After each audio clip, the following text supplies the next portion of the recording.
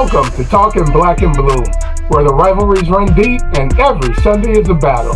I'm your man, McCann, and along with my partner, Tellis Everett, we're a couple of fans from the heart of the Midwest bringing you real talk and weekly breakdowns from the NFC North, the Black and Blue division. So whether you rep green and gold, Honolulu blue, purple and gold, or you rep the monsters of the Midway, you are in the right place. So lace up, strap in, and let's talk black and blue. Tell us, my man, what is up? What's up, friends and kinfolk? We appreciate you joining us. Thank you for supporting the Black and Blue podcast. To all your football friends, how much fun we have over here. Just a quick reminder, Will and I are real estate agents in the state of Michigan. Will, what's going on for you with real estate?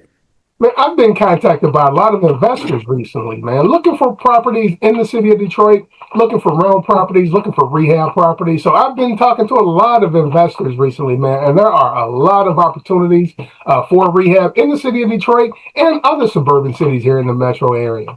So that's kind of where my focus has been this past week. Yeah, I have a similar that's happening to me as well. A lot of investors coming to you and looking for, like you say, properties in Detroit.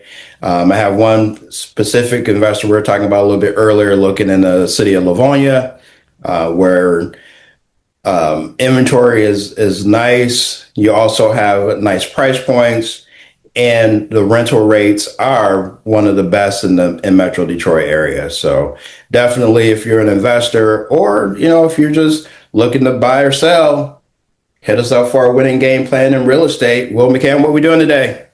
Hey, man, having some fun today, previewing the Green Bay Packers, man.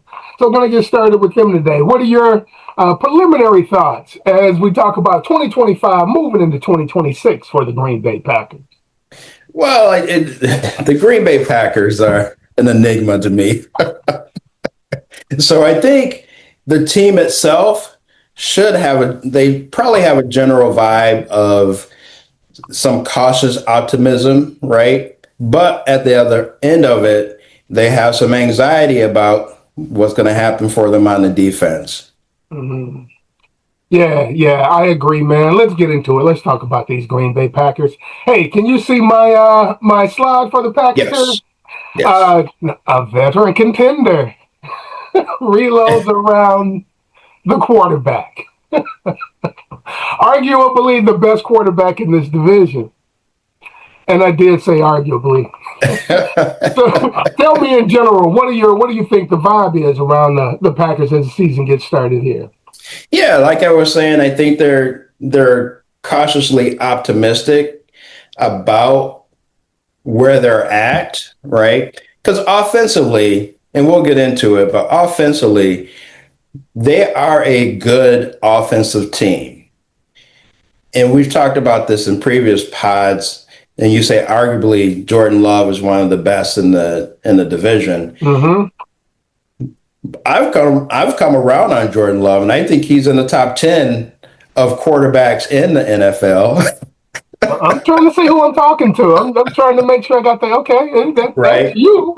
Yeah. Because when we broke them down and we looked at them offensively, we realized that this dude did not have an offensive line or a quality offensive line for the type of numbers that he was putting up last year. And also, we talked about the fact that they usually don't have receivers or number one receivers, right? Yeah. So I think on the offensive end, they should be fairly optimistic about what they can do. It's just on the defensive end. When you look at when Micah went down, they went 0-5. Yeah, did not win another game. Did not win another game. Yeah. So I know he's trying to come back by the Dallas game. Mm-hmm.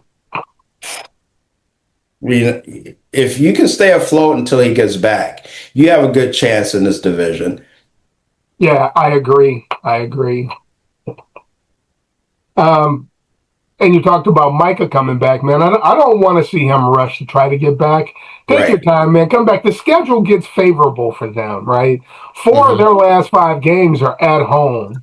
So as long as he comes back sometime after week 7, 8, 9, I actually think they'll be all right. If they can tread water until Micah gets back, I don't know if Tucker Kraft going to start the season, or is he going to is he also going to come along sometime during midseason?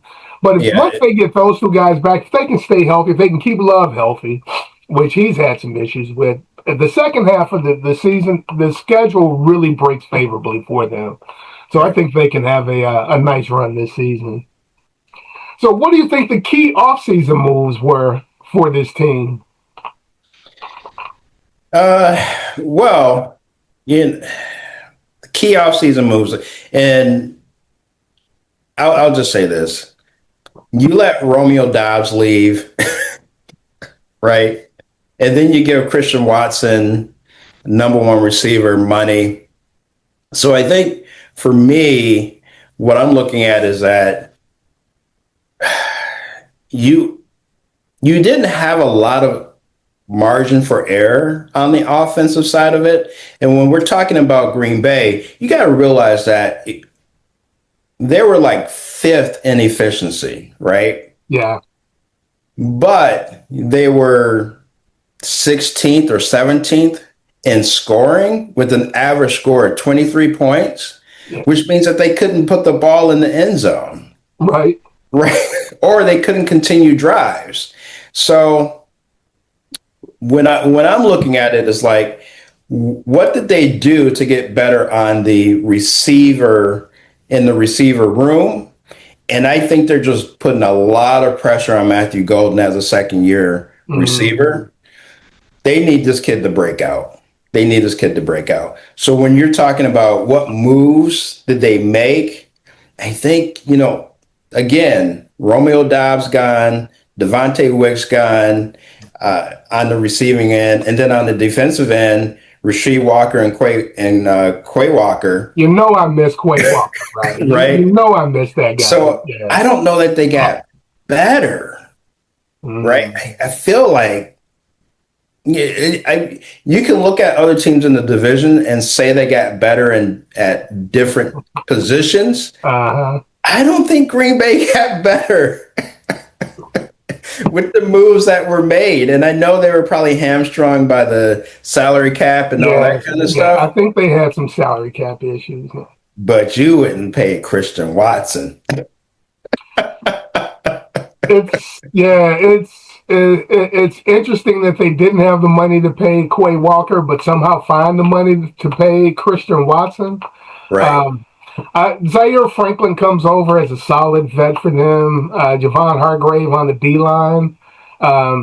They lose Rashad Gary to the Cowboys too, right? He was a salary cap casualty, even though he went in a trade. So losing Gary, Quay Walker on defense, I don't know if I'm with you. I'm cautious about Hargrave and Franklin replacing the production and the impact. Even though I know Hargrave's a tackle and Gary was an end, I always talk about impact to the game, right? Even though they played different positions. And then Dobbs versus Sky Moore, I think Moore is probably the better returner of the two, right. But I think Dobbs was a better receiver. So it'll be interesting to see how those moves work out for them. Right. Yeah, Sky Moore is definitely going to be more of the returner. And that might be, as part of the restructuring of the special teams, you bring him in and maybe you get a bump in some production there. But the other part of it is that I was looking at Tyrod Taylor and I'm like, man, this guy he's almost as old as LeBron. Ty has been around a while, hasn't he? He is 37 years old. So he's a veteran. He's a vet. I was going to say that. He's a vet who has played in this league. So he's played in this league. I'm comfortable with him being the type of guy, being that backup quarterback who can go in and play for 3, 2, 3, 4 games. Any more than that, then I think guys like that get exposed too, right? Right, But he right. can definitely hold the ship for you while you've got an injury to your quarterback.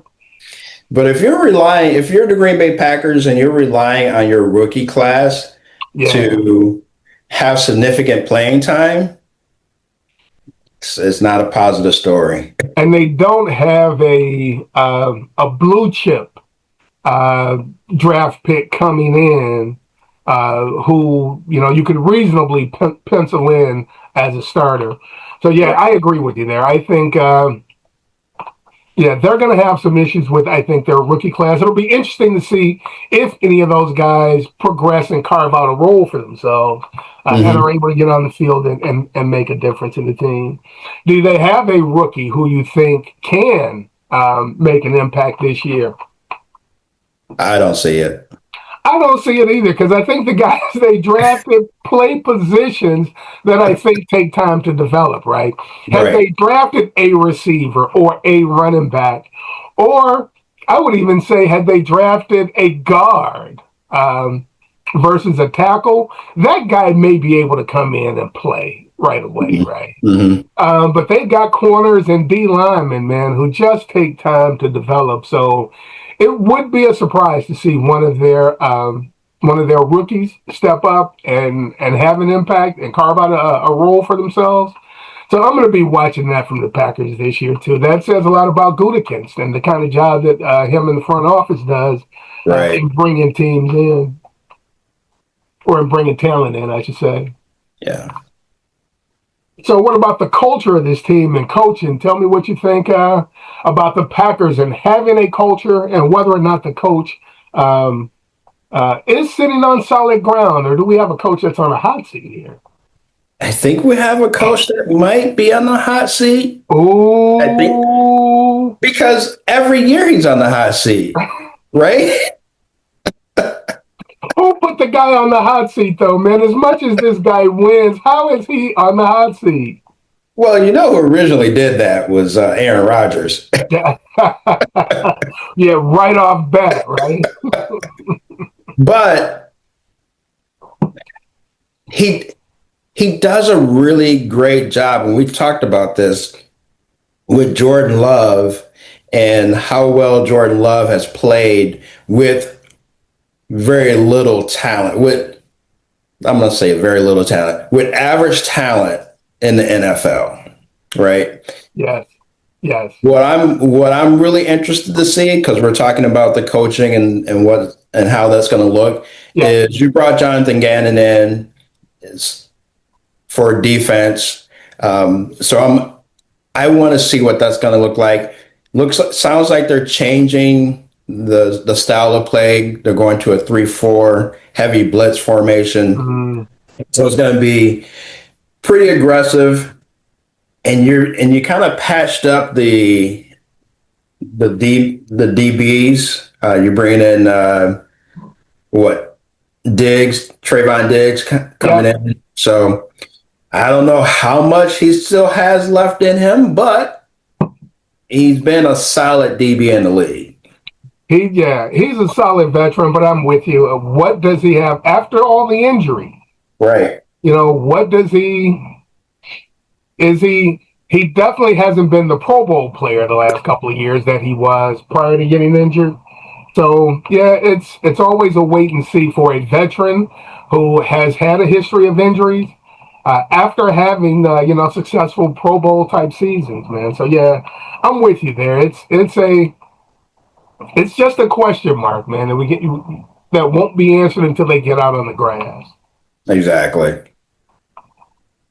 All right. Other than the quarterback, who is the one player this team cannot lose this year? Well, we talked about it at the top. Micah Parsons. Yeah. You need him to come back 100%, and you need for him to stay healthy the rest of the season when he comes back, right?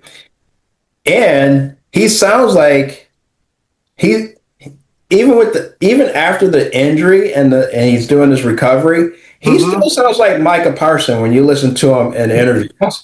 This dude believes he is the best, not just the best defensive player or edge rusher. He thinks he's the best NFL player in history.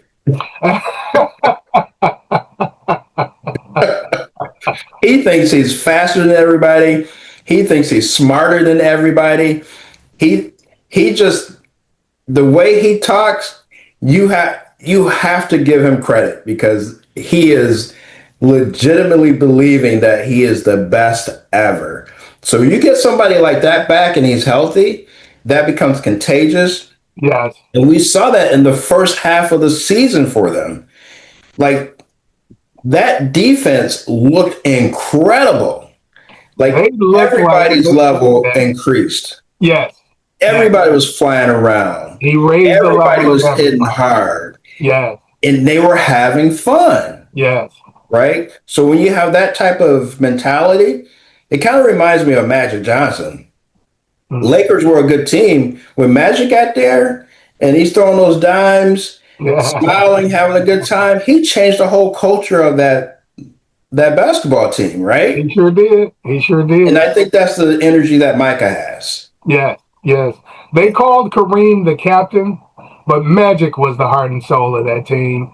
That team went from, you're right, that team went from a cerebral, stoic team to an energetic, athletic team that showed emotion. Right. And that team never showed emotion with Jabbar as their leader. Yep. But Magic was just so infectious that Kareem talked about how it brought him out of his shell, right? Exactly. And made him more engaging. So, yeah, I agree. Micah is that type of talent. And Micah is a ridiculous athlete, too, man. I talk about after his rookie year, seeing him at the Pro Bowl, talking crap to the running backs. And then going out and beating them in the 40, right? Dude is a ridiculous. He said, yeah, I could be an all-pro receiver in this league. He believes it. I love Micah. Yeah. So, Micah's my guy as far as... Anybody poised to have a breakout season on this team? So... We talked about it a little bit earlier. You have these rookies, right? What I've seen of Golden, I can't say Golden's going to be the breakout. I wouldn't be surprised if he is, but I am going to go with Anthony Campbell on the defensive line. So I think someone closer to the ball like that and has an impact, I think he could be a breakout player as a rookie. Yeah, I struggled with this team because I wanted to say Musgrave. Okay. I wanted to say he's finally going to stay healthy, and then he's going to have a breakout. He's going to be the player that they thought he was when they drafted him, even though Tucker Kraft is doing his thing and is arguably the best tight end in this division. I saw somebody at NFL Network say. But yeah, I'm expecting more out of Matthew Golden this year. So I think Golden's going to be their breakout player this year. More because remember last year we thought he was going to be the breakout player because he had to be, and he wasn't. And you saw the impact it had on their offense. I just think year two, having spent an offseason, working with the team, I think he's going to come back and have more of an impact. He still may not be as good as Teteroy McMillan down in Carolina, but I think he will have a bigger impact this year than he had last year. Yeah. I hope so, because he's definitely got the talent. Yes. So where do you think this team stacks up against the other teams in the division?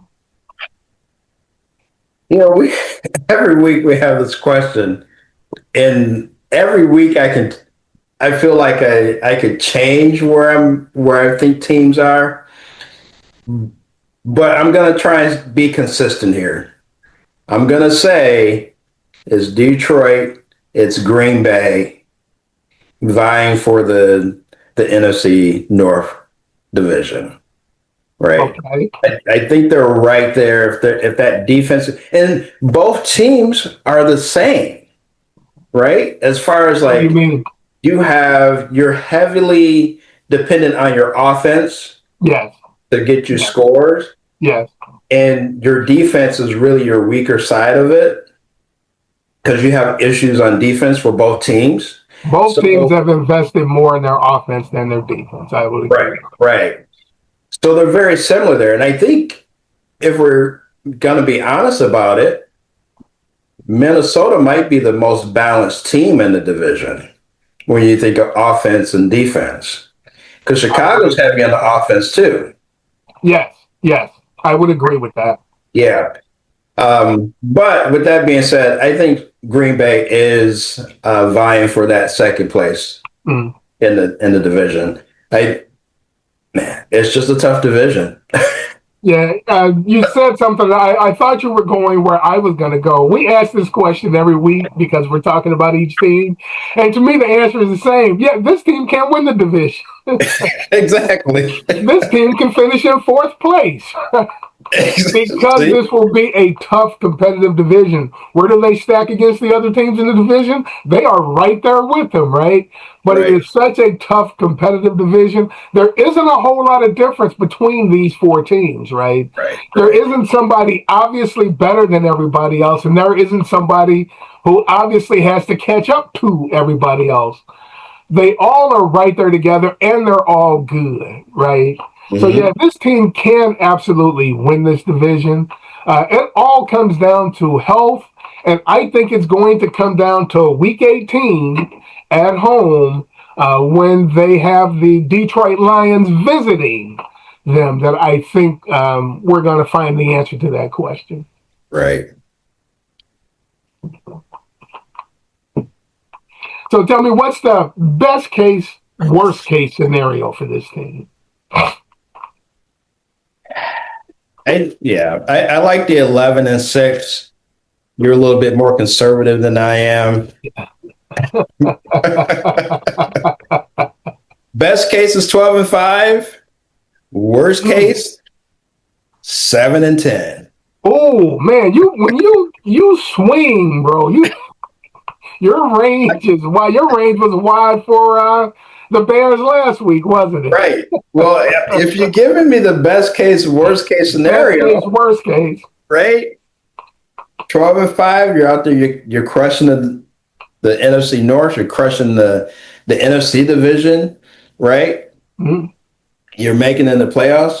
At 12-5, you're probably hosting, right, through the playoffs.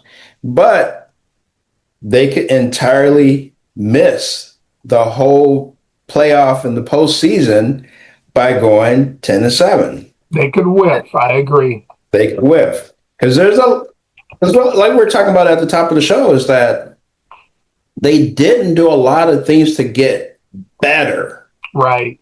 Right.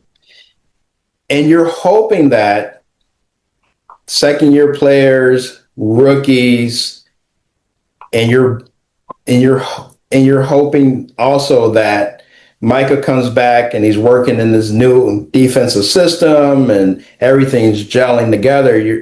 You're just putting a lot of hope out there.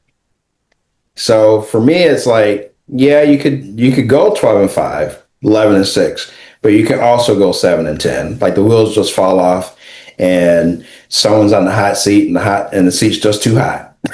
Yeah.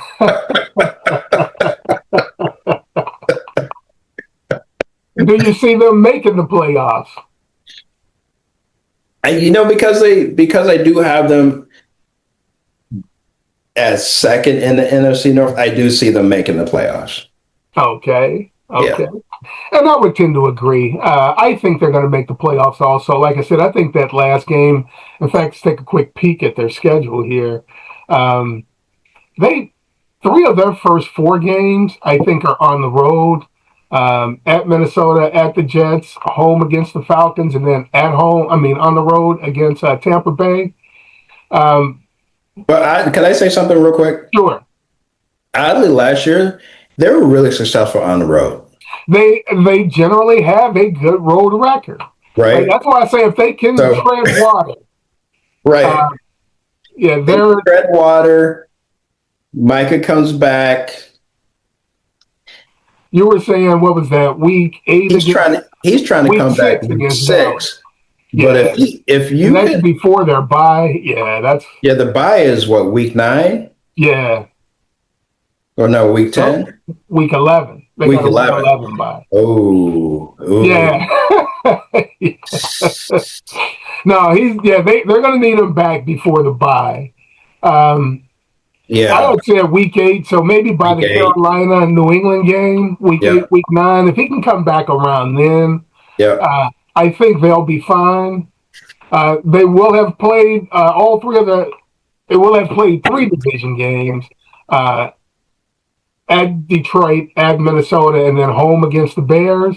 Hmm. And then I think we saw last week the Bears finished with 3 straight division games. Right, And then the Packers will finish with 2 of their last 3 in the division. But they're home against Houston, home against Detroit to end the season. Before that, week 14. See, they're home against Buffalo, home against Miami, at Chicago, and then home against Houston and Detroit. So 4 of their last 5 games are at home. If they can tread water, they can make an impact in this division. Like I said, I think it's going to come down to a week 18. right, Them and Detroit. The last time these 2 teams played week 18, I think they ended up bumping that game back to Sunday night and ended up ending the season. It ended up being right. game number 272 that year. So, Yeah. yeah, I think we can see something similar to that this year where it's going to come down to the last game of the season for them to win the division. Mhm. But yeah, I think this team can make the playoffs. Like, I'm with you. They can finish first or second in this division is where I see them. If they finish second place, I think they can be a wild card team. The last time they were a wild card team, they went to Dallas and beat the Cowboys. Yeah. So Jordan Love has won playoff games on the road. So we'll see Mhm. how this season flushes out for this team. Yeah, yeah. You got a bold prediction? Bold prediction. I struggled coming up with one this year. My bold prediction for this team last year was that they were going to make the NFC. They were going to play in the conference championship game last Oh year, yeah, yeah, yeah. and they didn't come anywhere near Yeah. that. So you're out on making a bold Went to prediction. Chicago and got. I'm bold. I'm out on making that bold prediction. But here's a semi bold prediction here that Jordan Love will play all 16 games, all 17 games this year, and be a Pro Bowler. That is Okay. what I expect from. That's my bold prediction for the Packers. All right. I mean that's whew. How All about right. you? Especially in this division, in this conference. You think of Yeah, the quarterbacks in this conference? so I've been setting you guys up for my bold prediction. My bold prediction is Matthew Golden will outproduce Christian Watson. He'll lead the team in receiving yards and touchdowns. You predicted him to do that last year too, I did. as a rookie breakout player. I think your Yep, fall prediction last year was he was going to have 1,000 yards receiving. So exactly. He Golden, my let me man, down. say it again. Said he let me down, but I still believe in him. I was going to say Golden, my man. Tellis is counting on you, bro. He showed you love last year. He's showing you love again this year, man. You got to get it done. That's right. So, man, that's all we have on the Green Bay Packers. Your final thoughts on the Packers as we close out? I love this division. Everybody is so tight and close as far as talent. Coaches are top tier. It's just going to be a fun season to watch.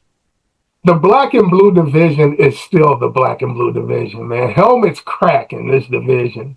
You have to bring your hard hat if you're going to compete in this division. Yeah. And my man, Zach McCann, shout out to you, cuz. He's already sent me, he just sent me a copy of the schedule. And he said Packers hit list 2020. I like it. I like it. But the division is unique when analysts wait until the very last minute to do their analysis on this division. They do all the other divisions because you know who's number one, you know who's number at the bottom, right? Yes. They wait until the very end to do the NFC North. Yeah, because they can't predict who's going to. Teams are so close. They're so competitive. They're all good also. Yep. And one break one way or the other, and a team can be 12-5, as you said. The wrong breaks, and they can be 7-10, right? Right. So they can definitely break that way for somebody. There's one other thing I wanted to mention too, because I know how you love these top quarterback rankings. Yes. Your man, Dan Orlovsky, was tasked by the ESPN to rate quarterbacks based on traits. Okay. Go find that one. I got to go look that up. Because I know I heard part of a discussion. I didn't hear the entire segment, but I heard part of a discussion where he was making a case for Jordan Love not being. He had Jordan Love as number 10 on his list. I didn't hear anybody else on the list. Not Jordan Love, Jalen Hurts. Jalen Hurts is as 10th on his list. And he was making his case for why he's not a top 5 quarterback. Right. And I can understand that. Yeah, those lists drive me. And the thesis is that it's based on the scouting traits. Yes. Like the things that you're looking for when you're out here scouting. But those things, it looks I was going to say it looks a little, I want to be politically correct here. It looks a little questionable. I've heard him talk about. When you got Jalen Hurts when you're trying to make a case for Jalen Hurts not being in the top 5.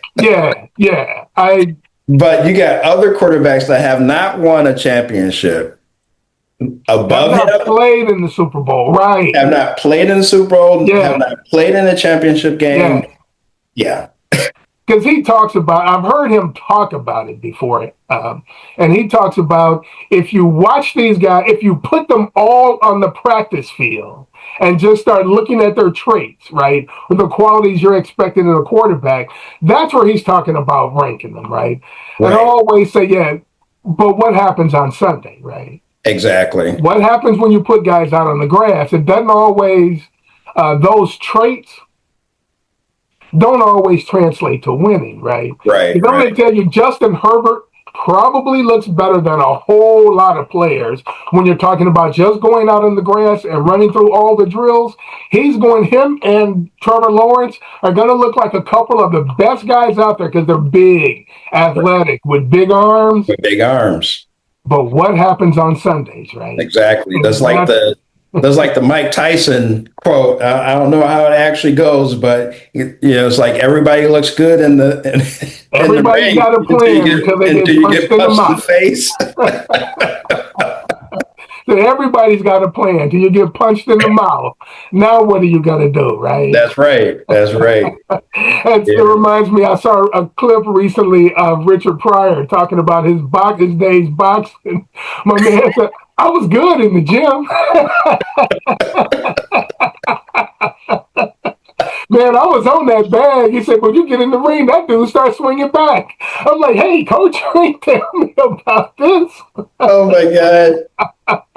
That's hilarious. And as soon as you said that, I started thinking about the movie with Sidney Poitier and Bill Cosby. Which way is up? Or Uptown Saturday Night? Is the one with Jimmy Walker as the boxer. Okay. I think that's Which Way Is Up. No, that's Uptown Saturday Night. That's Uptown Saturday Night? Yeah. As soon as you said Richard Pryor, I thought of him in the ring looking like Jimmy Walker.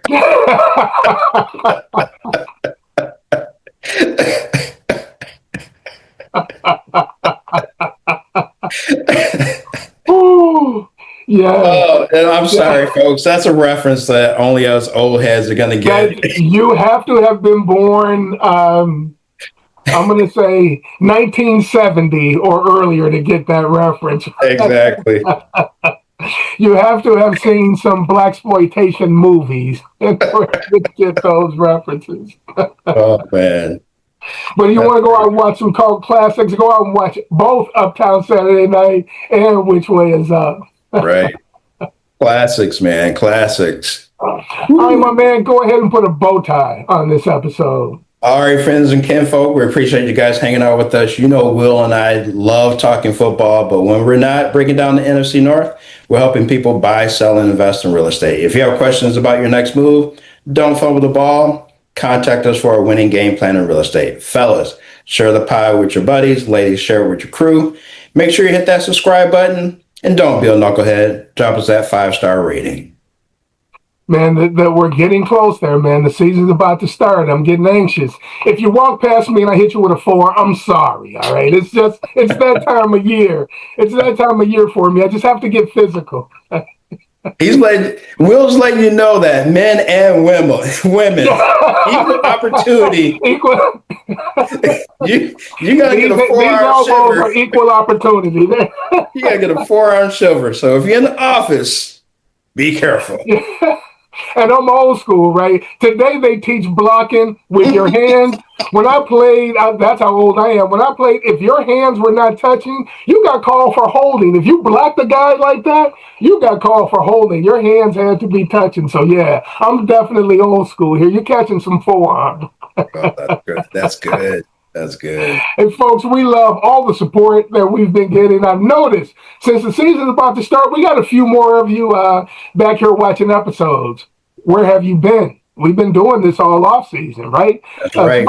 It's about time you caught back up. We'll go back and check out some of those too. Check out our all-time quarterback list. My list was a lot better than Tellis's. Even though of the 180 of us probably had 85 of the same names on both lists, just in different orders. But hey, we have a lot of fun with that. I suggest you go out and listen to those and give us some feedback on those. Anything that you see out there, give us some feedback. You got some suggestions on topics that we should talk about. We would love to hear about it. But folks, we appreciate the support, as I said, and we will see you next time. Yes, sir.